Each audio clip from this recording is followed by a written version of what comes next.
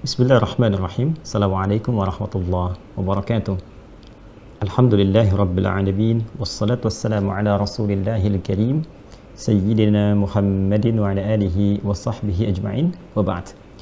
Saudara-saudariku, berbahagia dan bersyukur kita kepada Allah Subhanahu wa taala masih diperkenankan untuk beraktivitas sampai dengan Rabu siang ini waktu Indonesia bagian barat bersamaan dengan 30 November 2022 Masehi. Semoga kita semua senantiasa disehatkan, diridhai dan dimuliakan oleh Allah Subhanahu wa taala.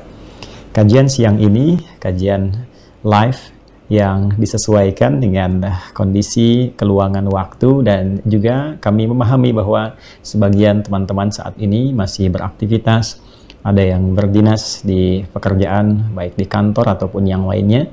Pun demikian para ibu juga barangkali ada yang sedang merawat anak-anak, menjemput atau bahkan setia menunggu suami pulang ke rumah.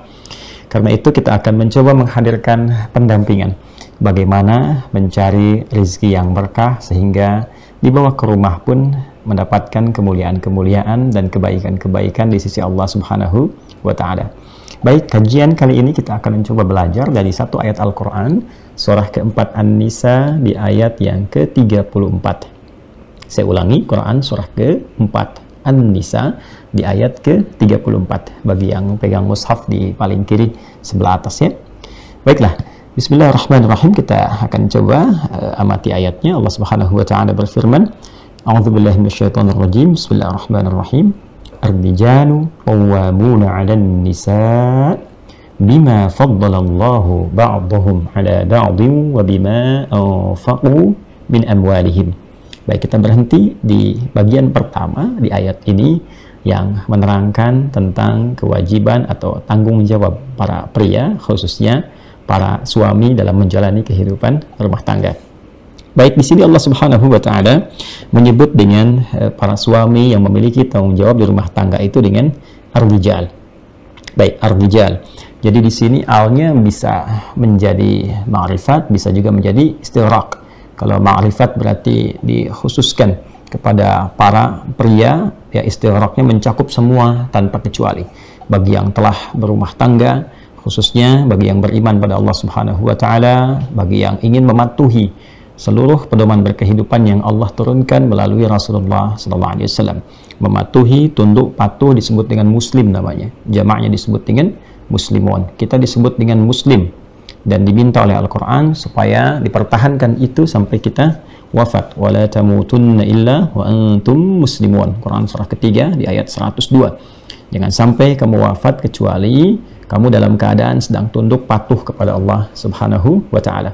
Nah, di antara kepatuhan kita tunjukkan dengan cara menaati seluruh pedoman kehidupan yang Allah turunkan lewat Rasulullah sallallahu alaihi wasallam, yang sejatinya semua pedoman ini didesain untuk memuliakan kehidupan kita, memudahkan, menyukseskan, membahagiakan.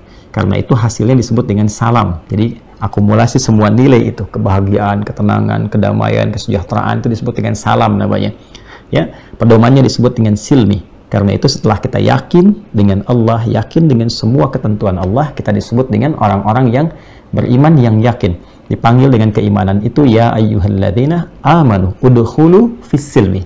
Kalau sudah yakin, sudah beriman kepada Allah, maka buktikan itu semua dengan masuk kepada ketentuan yang telah Allah tetapkan. Ikuti pedoman itu, disebut dengan as-silmi. Quran surah kedua ayat 208. Udkhulu fis silmi kafah, secara total, secara menyeluruh, yang terkait dengan semua pedoman kehidupan kita. Karena itu dalam Islam, pedoman kehidupan itu sifatnya komprehensif. Bukan hanya sholat saja, bukan hanya puasa saja, zakat saja, umrah, haji, tidak. Semua aspek kehidupan yang memungkinkan kita berinteraksi dengan itu, maka didapati di dalamnya pedoman keislaman. Dari bangun tidur sampai tidur lagi. Karena itu di Islam tidak mengherankan, bangun tidur kita punya pedoman. Ya kan? Berpakaian ada pedomannya, ada aturannya. Makan ada. Dan semua desain pedoman itu, desainnya adalah menjadikan semua interaksi kita menjadi teratur, mudah, lekat dengan kesuksesan, melahirkan kebahagiaan. Nah, frame-nya disebut dengan Islam. Frame yang menjadikan semua pedoman itu terikat di dalamnya disebut dengan Islam. Itu yang dimaksud dengan Quran surah ketiga Ali Imran ayat 19. Innad dina indallahil Islam. Orang-orang yang mematuhi semua pedoman itu masuk ke dalam frame Islam disebut muslim. Nah, muslim itu dari kata aslama yuslimu islaman, kemudian muslim artinya tunduk, patuh, taat. Jadi kalau sudah diberikan pedoman, kalau sudah yakin dengan Allah, diberikan pedoman hidup, harus patuh itu pada pedoman itu, tunduk.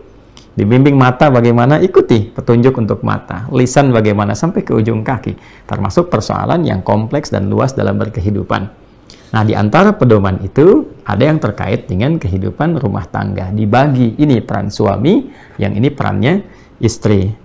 Kalau bisa dilakukan, maka di akhir nanti muncul salam namanya. Wassalamun alaihi yawma wulida wa yawma yamutu wa yawma yub'atsu hayya. Ini contoh untuk Nabi Yahya alaihissalam yang mengikuti petunjuk dari Allah Subhanahu wa taala di Quran surah 19 di ayat 15 tadi. Wassalamun alaihi, dia akan mendapatkan salam. Kedamaian, ketentraman, kebahagiaan, kenyamanan, kesejahteraan. Bukan cuma di dunia, tapi saat meninggal di alam kuburnya. Wa yawma yamutu, dan di akhirat wa yawma yub'atsu hayya. Karena itu, sapaan kita dengan orang sekitaran kita menggunakan kata salam dan menggunakan alif lam di depannya. Assalamu alaikum warahmatullahi wabarakatuh. Semua kedamaian, ketentraman, kebahagiaan, rahmat Allah, keberkahannya semoga senantiasa melekat kepada Anda.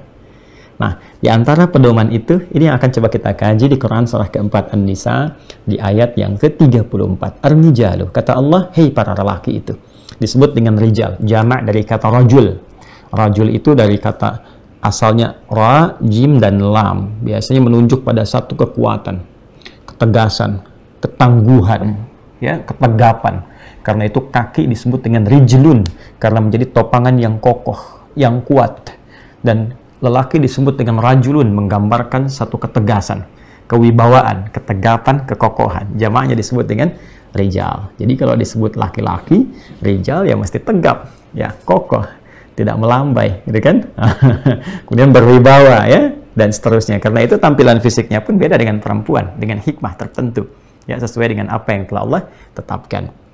Para lelaki itu yang tangguh. Nah, begitu kalau kita mau terjemahkan, para lelaki yang tangguh itu, para suami yang hebat itu, ya, yang kokoh itu. Siapa mereka? Adalah orang-orang yang mampu mengemban tugas sesuai dengan pedoman yang telah Allah tetapkan. Qawwamuna 'alan nisa. Yang pertama, dia menjadi pelindung, pengayom, pengatur dalam kehidupan rumah tangga, khususnya bagi para istri mereka. Nah, qawwam, deh, qawwamun jamak dari kata qawwam. Qawwam itu artinya penegak, ya. Pada asalnya secara literal demikian. Namun kalau kita bawa secara pemaknaan dengan makna-makna yang cukup luas, bisa diartikan pelindung, melindungi istri dan keluarga, pengayom, mengayomi kehidupan rumah tangga, menjadi pembimbing dalam kehidupan rumah tangga. Ya, tentunya dengan aspek yang berbeda-beda sesuai dengan keragaman aktivitasnya. Jenis bagi yang aktif suaminya misalnya di bidang bisnis tentu akan berbeda dengan yang suaminya dai atau ulama misalnya, ya, atau nanti birokrat dan sebagainya. Kesibukan boleh berbeda, tapi nanti ada aspek-aspek yang sama di dalamnya yang dibawa perannya ke dalam rumah tangga. Sebagai suami, qawwam, punya sifat qawwam, melindungi, mengayomi, membimbing, menjadi penegak semua aturan kebaikan yang mendekatkan keluarga kepada Allah Subhanahu wa taala. Jadi mohon izin, mohon maaf, jangan sampai nanti para suami menjadi rijal, kuat, tangguh, tapi kekuatan dan ketangguhannya tak mampu membawa keluarga lebih dekat dengan Allah Subhanahu wa ta'ala. Maka ini ada sesuatu yang kurang lengkap dalam kehidupan berumah tangganya. Demikian, ya, karena ayat pernikahan kan dibuka dengan kata ayat, ya kan? Di Quran surah ke-30 Ar-Rum di ayat ke-21 ketika Allah Subhanahu wa ta'ala berfirman, "Wa min ayatihi an khalaqa lakum min anfusikum azwaja." Dan di antara tanda-tanda yang menjadikan seorang hamba dekat dengan Allah. Ayat itu bahasa singkatnya tanda yang menjadikan hamba lebih dekat kepada Allah, lebih mengenal Allah. Ya, karena itu semua isi Al-Quran disebut dengan ayat. Al-Fatihah 7 ayat, Al-Baqarah 286 ayat, demikian selanjutnya. Kenapa? Karena setiap kali kita berinteraksi dengan Al-Quran, dengan ayat-ayat itu, keadaan kita menjadi lebih dekat dengan Allah. Itu yang dimaksud Quran surah ke-8 Al-Anfal di ayat yang kedua. Innamal mu'minuna alladzina idza dzukirallahu wajilat qulubuhum wa idza tuliyat 'alaihim ayatuhu zadatuhum imanan wa 'ala rabbihim yatawakkalun. Sungguh insan beriman yang sejati itu kalau disebutkan nama Allah ada konfirmasi getaran keimanan dalam jiwanya. Dan bila dibacakan pada mereka ayat-ayat Allah, bertambah keimanan itu dan menjadi lebih dekat hubungannya dengan Allah Subhanahu wa taala. Nah, tentang rumah tangga dibuka kalimatnya dengan ayat. Maksudnya apa? Maksudnya semua kegiatan di rumah tangga itu desain akhirnya adalah tujuannya, goalnya harus membangun seluruh keluarga itu memiliki kedekatan dengan Allah, mengarahkan semua anggota keluarga dekat dengan Allah. Artinya suami pun sebagai qawwam, rijal yang qawwam, pelindung, pengayom, keberlindungan istri dan keluarga kepadanya. Ketika suami diberikan amanah melindungi, memimpin, maka kepemimpinan dan perlindungan itu mengarahkan mereka dekat dengan Allah, bukan menjauhkan. Ingat ya, melindungi keluarga supaya lebih dekat dengan Allah, itu visinya. Baik, ini bagian yang pertama. Bima faddalallahu ba'dahum 'ala ba'd. Karena memang Allah berikan kelebihan-kelebihan antara laki-laki dan perempuan. Jadi dari desain fisiknya sudah beda, makanya disebut dengan rijal tadi. Ya, makanya dia bisa melindungi karena dari segi fisik ini secara umum ya, secara general, desainnya lebih kuat, lebih kokoh, ya, lebih berwibawa dari suara, dari kelantangan dan sebagainya. Ya, dalam beberapa hal bisa dilatih, perempuan bisa kuat juga, tapi pada dasar penciptaannya secara general, secara fisikal, dengan satu tujuan tertentu, maka body dan semua desain laki-laki itu tujuannya ke arah qawwam, perlindungan dan sebagainya. Secara umumnya demikian. Ya, karena itu kata Allah, jangan pernah mengecilkan satu dengan yang lainnya, tapi tunaikan tugas secara berkeadilan. Adil itu tidak sama, ingat. Jadi nggak usah disama-samakan. Ya, perempuan pengen seperti laki-laki, dandanannya, kemudian pakaiannya, lalu ya ada yang waliyadzubillah, kita berlindung kepada Allah bahkan menjalani operasi dan sebagainya supaya mirip laki-laki atau sebaliknya, tidak usah. Ya, tidak usah, karena fitrah kehidupannya berbeda. Adil itu tidak harus sama. Adil itu adalah proporsional sesuai dengan maslahat kehidupan yang dijalani. Ya, orang tua punya 3 anak, TK, SD, SMP. Masa mau diberikan uang saku yang sama demi keadilan? Itu tidak adil. Karena kebutuhan anak TK beda dengan SD, SMP lebih besar lagi. Masa uang jajannya diberikan sama? Ya kan? Maka ketika diberikan sama, itu namanya tidak adil. Ya? Kalau rata, iya. Tapi adil itu tidak selalu harus rata. Dan tidak semua rata itu menjadi adil. Jelas ya? Maka desain untuk laki-laki, kata Allah, diberikan kelebihan dari segi fisik, dari segi tampilan. Untuk apa? Mendukung fungsinya. Jadi juga bukan buat pamer. Ya, otot kawat, tulang besi itu bukan untuk dipamerkan, tunjukkan, tidak, tapi digunakan sebagai fungsinya, menegakkan keadilan, kebenaran, kekuatan, dibawa ke rumah tangga, lindungi keluarga. Baik, yang kedua apa? Nah, ini inti materi kita. Wa bima anfaqu min amwalihim. Dan juga laki-laki diberikan oleh Allah desain pada dirinya untuk mudah mencari nafkah. Saya pernah terangkan di pertemuan yang lalu bahwa kita mesti bedakan antara nafkah dengan sekedar bekerja. Ya kan? Perempuan bisa dengan keadaan dirinya menyalurkan hobi, kemudian bekerja dan sebagainya. Tapi kalau sudah masuk ke dalam konteks kehidupan rumah tangga, Allah bagi. Yang nafkah ini, yang suami. Jadi perempuan punya tugas-tugas yang lain yang sangat mulia. Dan dia akan sangat menentukan kebahagiaan di rumah tangga. Plus juga kesuksesan dalam menjalani kehidupan rumah tangga. Jadi kalau nanti dipaksakan yang perempuan ikut seperti laki-laki atau sebaliknya atau bahkan tertukar, ini bahaya. Bahaya. Nah, ini penting untuk diketahui karena nanti boleh jadi ada pola hidup di antara kalangan manusia yang memang tidak mengikuti tuntunan Al-Quran. Apalagi kalau belum beriman misalnya. Dia punya desain hidup sendiri, pola sendiri. Ya, bagi kalangan ini misalnya perempuan bagus bekerja, perempuan keluar banyak, perempuan mencari nafkah, gitu kan? Nah, tapi dalam Islam tidak demikian. Islam mengatur secara proporsional. Ini loh, laki-laki silahkan. Tugas Anda mencari nafkah. Nafkah nanti dibawa ke rumah, istri yang mengolah di rumah. Istri yang mendampingi anak-anak. Baru lahir, dampingi dengan ASI, dengan pendidikan awal dan sebagainya. Anda bisa bayangkan kalau istrinya kemudian banyak aktif di luar, anak ditinggalkan, dekat dengan asisten rumah tangga, tidak kenal dengan orang tuanya dan sebagainya, sehingga kehilangan masa-masa awal pendekatannya. Tidak punya waktu dan sebagainya. Sedangkan fase-fase awal itu dengan ibu itu konektivitasnya mesti lebih tinggi. Ya, dibandingkan dengan ayah tentu akan berbeda, tapi dengan ibu itu mesti lekat. Jadi ketika dia kehilangan konektivitas dengan ibunya, maka satu saat dia kehilangan tempat untuk berkeluh kesahnya, untuk ceritanya, untuk curhatnya. Ya, nah, sedangkan ASI-nya itu menyambung, dan dari ASI itu kan nanti ada sesuatu yang terbawa secara genetik dalam diri anak itu yang terkoneksikan kepada ibu. Ya, karena itu nanti hubungan kepekaan 70% lebih lekat kepada ibu dibandingkan dengan ayah gitu. Tapi dalam konteks ini ketika ibunya juga banyak aktif, ya, banyak bekerja, bahkan diniatkan misalnya untuk mencari nafkah, maka pasti akan berdampak pada kehidupan rumah tangga. Nah, saya akan kembali dulu kepada ayatnya wabima anfaqu min amwalihim. Saya batasi di peran suami dulu. Teman-teman yang sekarang sedang bekerja, sedang beraktivitas di kantor, berdinas, ya, di birokrasi, diplomasi, macam-macam dan sebagainya, berbahagialah. Bersyukurlah kepada Allah Subhanahu wa Ta'ala. Dan jangan dibatasi pada pekerjaan formal itu seperti kantoran dan sebagainya. Tidak. Anda yang berdagang, Anda yang punya bisnis-bisnis yang orang sebut dengan UMKM kah, Anda yang berdagang kecil-kecilan kah, kecil di hadapan manusia, tapi bisa tinggi nilainya di hadapan Allah Subhanahu wa Ta'ala. Ingat, rizki tidak diukur dengan besar kecil yang Anda bawa ke rumah. Rizki tidak diukur dengan tampilan pakaian Anda ketika Anda masuk ke ruang kerja. Ber-AC-kah atau alami-kah dengan anginnya? Terlihat kotorkah karena mencangkul atau bersihkah karena berdasi? Bukan itu poinnya. Tapi yang indah di sisi Allah adalah ketika Anda mampu menerjemahkan, mengaplikasikan ayat ini, Anda bawa dalam ruang kehidupan. Kata Allah, nih aku berikan kemampuan untuk mencari nafkah, bekerja. Apapun ruangnya, sepanjang itu halal.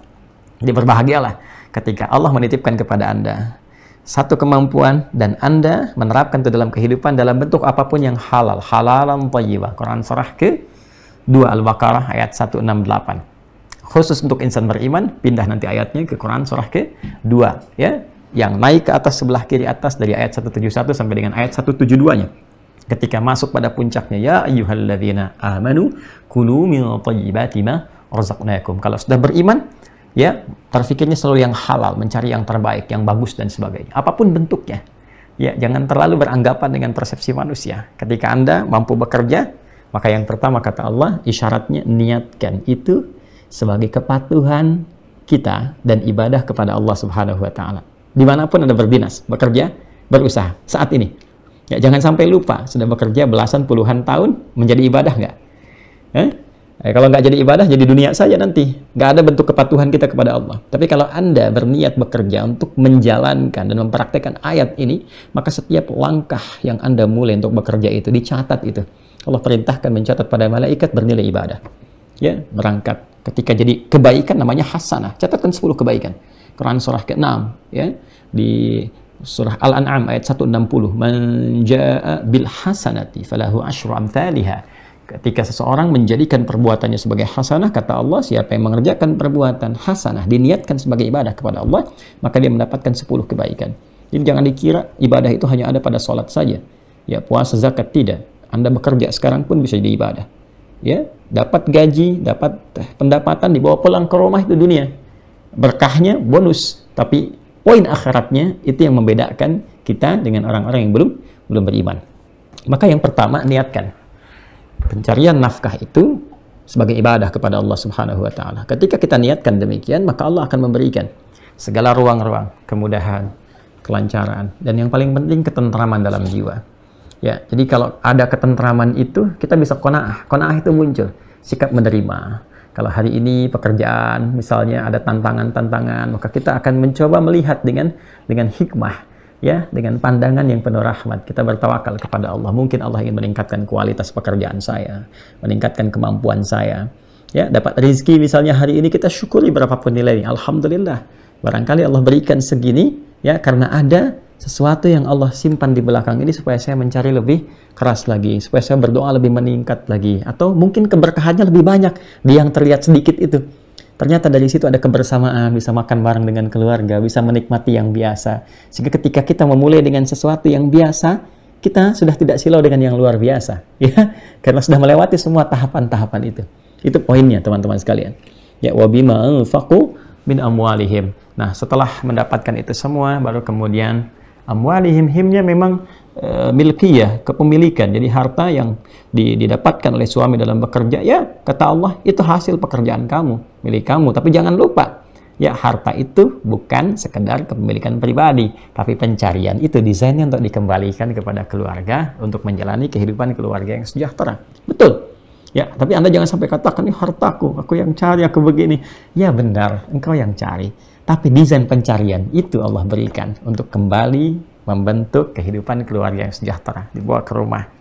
Ya, jadikan dari situ nilai-nilai kebaikan dan sebagainya. Toh jangan-jangan kemudahan Anda mendapatkan pekerjaan pun karena Anda telah menikah, berumah tangga, karena doa istri, doa anak-anak, dan sebagainya. Maka ada saham mereka dalam kesuksesan dan usaha yang telah Anda dapatkan.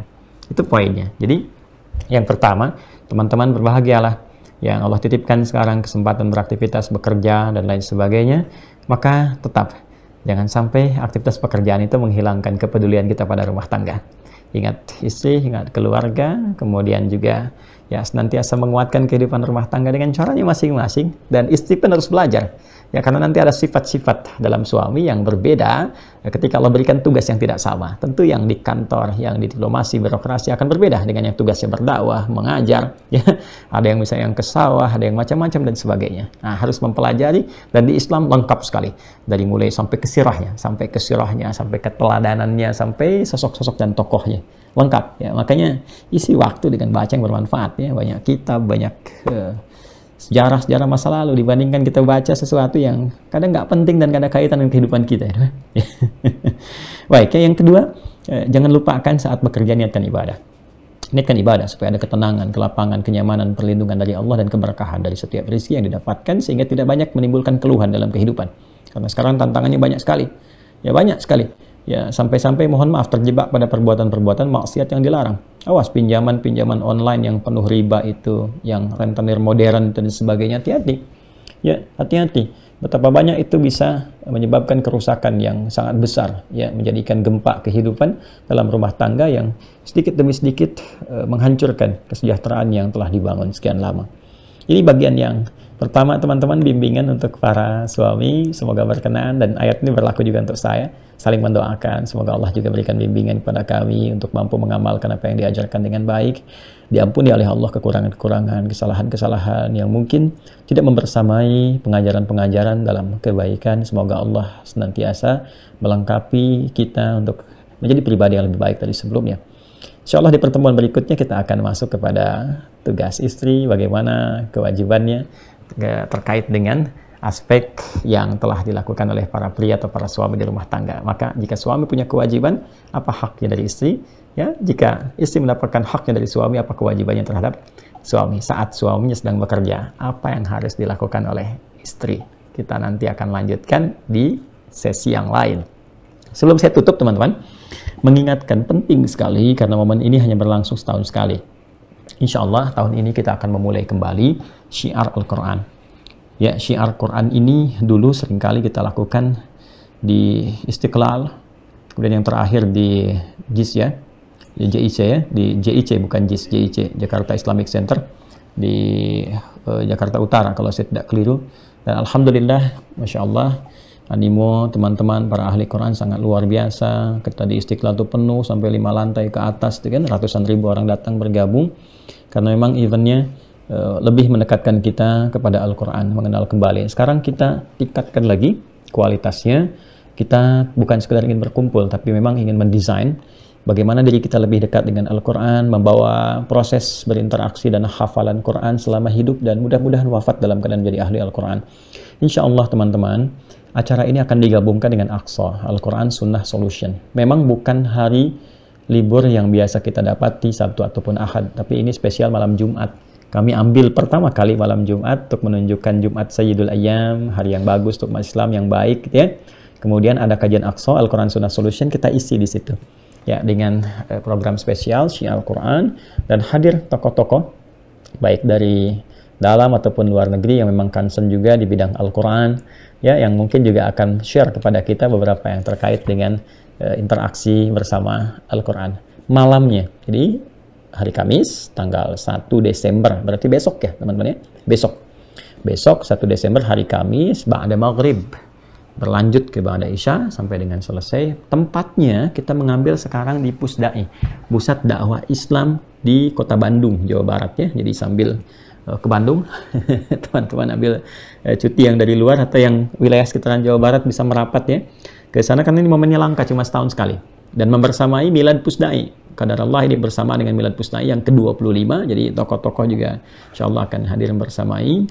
Di dalamnya malamnya kita akan adakan ta'lim, ya, yang juga insya Allah banyak manfaatnya. Kita kenalkan juga banyak hal yang mungkin belum didapatkan. Nah, besok paginya hari Jumat jam 9 sampai dengan jam 11. Sebelum Jumatan, kita adakan coaching klinik untuk proses berinteraksi dengan Quran, jadi ahli Al-Quran, spesifik menghafal Quran. Bagaimana cara menghafal yang efektif, cepat menghafal, menjaga dari lupa, tekniknya bagaimana, memilih mushaf dan sebagainya. Insya Allah yang sesi pagi ini kita sudah mulai berikan link. Ya, kalau ingin masuk ke pendaftaran untuk mendapatkan paket, kita siapkan sekarang 30.000 buku. Itu dibagi ke dalam paket, jadi satu paket 3 buku, jadi ada 10.000 yang akan kita bagikan. Itu gratis, nggak bayar sama sekali. Ya, tidak bayar sama sekali. Pendaftarannya sudah disambungkan di link medsos kami, cek bisa di Instagram, silahkan dicek kemana saja. Ya, ada program Macan Waha di situ, ada untuk umum juga.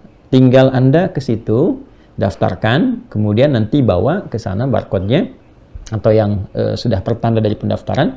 Ini nggak ada bayar-bayar ya, acaranya nggak ada bayar. Pendaftar itu untuk dapatkan paket aja supaya ada tandanya, ada kodenya. Nanti pagi Anda masuk ke situ, tinggal nanti ditunjukkan, langsung dapatkan paket secara gratis. Nanti gabung bagaimana belajar menghafal Quran dengan cepat dan mudah. Dan juga kita akan launching sistem baru untuk memudahkan hafalan. Jadi terkontrol juga secara online. Selain nanti ada STWH, Sekolah Terbuka Usahakan Al-Quran, hafal. Dengan saya secara langsung, dan nanti juga ada beberapa syekh ataupun juga tokoh yang bisa share dengan kita bagaimana cara menjadi ahli Al-Quran. Secara singkat, malam Jumat, jadi besok malam, ya, Kamis malam, kajian Aqsanya berlangsung di Pusat Dakwah Islam, di Pusdai Jawa Barat. Kemudian hari Jumatnya jam 9. Dan ini hanya sekali tahun ini, sekali saja ini dan tidak yang lain, jam 9 sampai jam 11. Ya. Berjumpa di Pusdai, insya Allah. Kalau Anda bertanya bagaimana Ustadz, kalau belum daftar karena nggak tahu, nggak bisa terkonek saya ke internet, datang on the spot, nggak apa-apa, nanti dipisahkan untuk memfasilitasi sehingga tetap tersambung dan bisa berjalan dengan baik. Pesertanya siapa? Laki-laki, perempuan boleh, anak kecil boleh ya. Maka nanti ada juga dari anak-anak sekolah kita akan datang ke sana dan share dengan teman-teman apa yang mereka dapatkan selama belajar. Baik ya, saya kira itu yang bisa disampaikan di kesempatan siang hari ini. Terima kasih membersamai tayangan kita di Alihayat Official di kesempatan siang ini. Semoga berkah aktivitas kita, disehatkan kita semua, dilindungi dari berbagai hal yang melahirkan keburukan, dan semoga ridha Allah bersamai kita semua. Allahumma taqabbal minna innaka antas sami'ul alim wa tub 'alaina innaka antat tawwabur rahim. Rabbana atina fid dunya hasanah wa fil akhirati hasanah wa qina adzaban nar. Wa sallallahu ala sayyidina Muhammad wa ala alihi wa sahbihi ajma'in wa akhiru da'wana subhanakallahumma wa bihamdika nashhadu an la ilaha illa anta nastaghfiruka wa natubu ilaik walhamdulillahi rabbil alamin. Assalamualaikum warahmatullahi wabarakatuh.